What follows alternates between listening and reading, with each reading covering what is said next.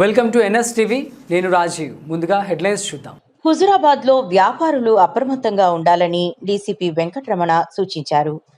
ఇటీవల ప్రాంతంలో దొంగతనాల ఘటనలు పెరుగుతున్న నేపథ్యంలో మంగళవారం హుజురాబాద్ పట్టణంలోని పలు బంగారు దుకాణాలను ఆయన సందర్శించారు.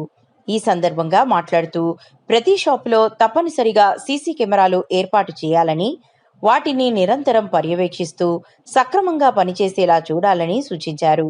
ఇతర ప్రాంతాల నుంచి వచ్చే వ్యక్తుల పట్ల ప్రత్యేక జాగ్రత్తలు తీసుకోవాలని, షాపులలోకి వచ్చే ప్రతి కస్టమర్ వద్ద విధిగా ఆధార్ కార్డు లేదా ఇతర గుర్తింపు పత్రాలు తీసుకోవాలని తెలిపారు.